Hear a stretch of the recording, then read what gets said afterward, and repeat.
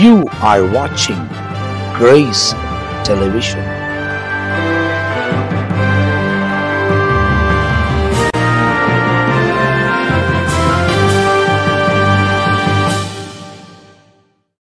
ஆண்டவரும் அருமை இரட்சகரமாக இருக்கிற இயேசு கிறிஸ்து நாமத்தில் இந்த நல்ல கால நேரத்தில் கர்த்தருக்கு நன்றிகளை செலுத்தி உங்களை நான் இயேசு நாமத்தில் வாழ்த்துகிறேன்.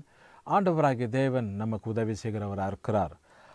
விசேஷமாக இந்த கிரேஸ் தொலைக்காட்சியின் வாயிலாக மறுபடியுமாய் இயேசுவோடு பேசும் நிகழ்ச்சியில் உங்களை சந்திப்பதில் மிகுந்த மகிழ்ச்சி அடைகிறேன். ஆண்டவர் ஒவ்வொரு நாளும் நம்மை புதுப்பித்து பாதுகாத்து நடத்துகிற தேவனாக இருக்கிறார். கர்த்தருடைய கரம் பெரியது. அவருடைய பலத்த கரத்திற்குள்ளே அடங்கி இருக்கும்போது ஏற்ற நேரத்தில் அவர் நம்ம உயர்த்துகிற தேவனாக இருக்கிறார். அருமையான தேவஜனமே, விசேஷமாக இந்த காலை நேரத்தில் இந்த நிகழ்ச்சியை பார்த்து கொண்டு இருக்கிற உங்கள் வாழ்க்கையில் ஆண்டவர் மேலே ஒரு விசுவாசமாக ஆண்டவரை சார்ந்து இருக்கும்போது தேவன் எல்லாவற்றிலும் உயர்த்துகிறவர்னு சொல்லி வேதத்தில் நம்ம வாசிக்கிறோம். ஆகையினால இந்த நாள் உங்களுக்கு ஒரு இனிதான நாளாய், ஒரு ஆசீர்வாதமான நாளாய், மகிழ்ச்சி தருகிற நாளாய், கர்த்தருடைய நாளாய் இருக்கும்படிக்காக தேவ சமூகத்தில் உங்களுக்காக நான் வேண்டிக் கொள்கிறேன். ஆண்டவர் நமக்கு உதவி செய்கிறவராக இருக்கிறார். ஆகினால இந்த காலை நேரத்தில் ஒரு வசனத்தை வேதத்திலிருந்து உங்களுக்காய் வாசித்து அதை சுற்றி காண்பித்துட்டு விசேஷித்த ஜெபத்தை உங்களுக்கு ஏற்கும்படி நான் யோசிக்கிறேன். ஏசாயா எழுதின தீர்க்கதரிசன புத்தகத்தில் 49வது அதிகாரம், the book of Isaiah chapter 49 verses 16, 16வது வசனம் இப்படியா சொல்லப்படுகிறது. நான் உங்களுக்காக வாசிக்கிறேன் பாருங்கள். ஏசாயா 49:16 சொல்லப்படுகிறது. இதோ என் உள்ளங்கைகளில் உன்னை வரைந்திருக்கிறேன், உன் மதில்கள் எப்போதும் எனக்கு முன்பாக இருக்கிறது அப்படின்னு சொல்லி வேதத்தில் நான் வாசிக்கிறோம். Behold, I have graven thee upon my palms of my hands, thy walls are continually before me.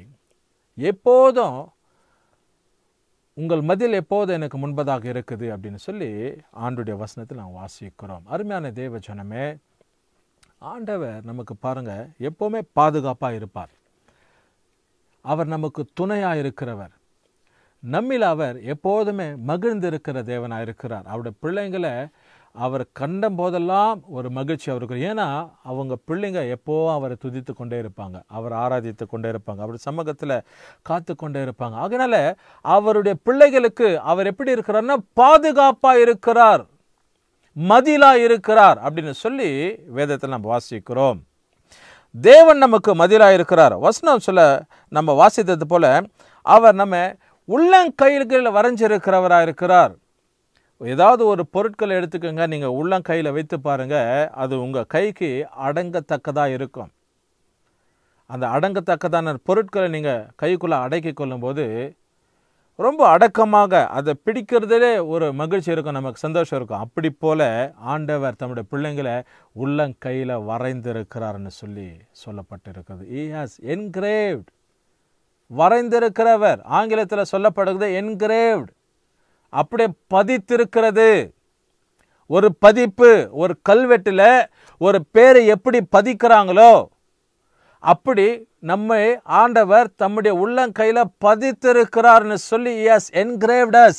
அதனால அவர் நமக்கு பாதுகாப்பாக இருக்கிறார்னு சொல்லி அவர் நம்ம வரைந்திருக்கும் போது அதுதான் நமக்கு ஒரு பெரிய பாதுகாப்பு, நமக்கு எல்லையில்லாத ஒரு மகிழ்ச்சி.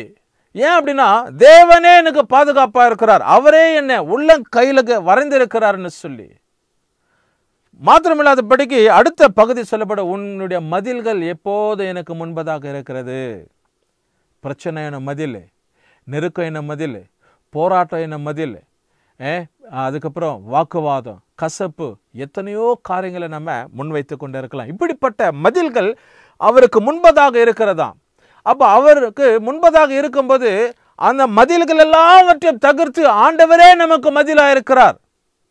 இஸ் அவர் வால், அவர் நமக்கு பாதுகாப்பான ஒரு மதிலாக இருக்கிறார். அருமையான தேவஜனமே, இந்த நாளில் ஒருவேளை நீங்கள் யோசிக்கலாம், என்னுடைய வாழ்க்கையில் இவ்வளோ பெரிய போராட்டம், இவ்வளோ பெரிய ஒரு சவாலை நான் சந்திக்க வேண்டியதாக இருக்குது, இவ்வளவு நெருக்கத்திற்குள்ள நான் போய் இருக்கிறேனே, யார் எனக்கு உதவி செய்வாங்க? யார் இந்த மதில்கள் எல்லாம் தகர்ப்பாங்க? இத்தனை மதில்களை நான் தாண்டி போக வேண்டியதாக இருக்குது. பிரச்சனை என்ன மதில் இருக்குது, வியாகுலம் என்ன மதில் இருக்கிறது, இதற்கும் கண்ணீர் என்ன மதில் இருக்குது, கசப்புங்க, வைராக்கியம், பல நெருக்கமான மதில்கள் நமக்கு முன்பதாக இருக்கிறது. எல்லாத்துக்கும் மேலாக வியாதி என்கிறதான ஒரு பெரிய மதில்கள். பாருங்க, இன்னைக்கு இந்த காரியங்களெல்லாம் சிந்தித்து எந்த மனுஷனாலும் நிம்மதியா இருக்க முடியாது. இப்படி போல மதில்களை பிரச்சனைகளாய் வைத்து யாரும் நிம்மதியா இருக்க முடியாது. அதனால தான் வசனம் சொல்லப்படுகிறது, தேவன் தம்முடைய பிள்ளைகளை அவர் பாதுகாக்கிறார். அவர் அவருடைய பிள்ளைகளுக்கு மதிலாயிருக்கிறார். பாதுகாப்பு என்ன மதிலாய்? சுற்றிலுமாக, ஒரு வளையமாக, ஒரு பாதுகாப்பாக, எந்த தீங்கு வராதபடிக்கு, எந்த மிருகங்கள் வந்து தாக்காதபடி, எந்த பிரச்சனை புயலாய் எழும்பி தாக்காதபடிக்கு தேவன் தம்முடைய பிள்ளைகளுக்கு மதிலாக இருக்கிறார். அருமையான தேவஜனமே, இந்த வசனத்தை கவனித்துக் கொண்டிருக்கிற உங்க வாழ்க்கையில நீங்க எப்பேற்பட்ட மதிலை நீங்க சந்தித்தாலும் பரவாயில்ல, ஏசப்பா என்றதான ஒரு தெய்வம் அவரை சார்ந்து கொள்ளும் போது அவரே உனக்கு மதிலாக இருக்கிறார். எந்த மதிலையும் நொறுக்கத்தக்கதான பெரிய மதில உனக்கு முன்பதாக நின்று ஆண்டவர் உனக்காக போராடுகிறவராக இருக்கிறார். உனக்காக ஜெயம் கொடுக்கிறவராக இருக்கிறார். உனக்காக பரிந்து பேசுகிறவராக இருக்கிறார். உனக்காக எல்லாவற்றையும் ஆளுகை செய்கிற மதிலாக இருக்கிறார். இந்த காலை நேரத்தில் ஆண்டவராகிய தேவனுடைய வாழ்க்கை உன் கையில் இருக்கிறது. உன்னுடைய வாழ்க்கை தேவனுடைய கையில் இருக்கிறது. இதுதான் ஒரு ஒற்றுமை. உன் வாழ்க்கை தேவனோடு கூட இருக்கணும். தேவனுடைய வாழ்வான ஒரு காரியம் உன் கையில் இருக்கணும். அப்பதான் ஒரு உறவு, அந்த உறவு, அந்த ஒரு ஐக்கியத்தை நம்ம பிணைத்து கொள்ளும் போது தேவன் நமக்கு உறவா இருக்கிறார். அவருக்கு நாம உறவா இருக்கிறோம். நாம அவர் கையில் இருக்கிறோம்.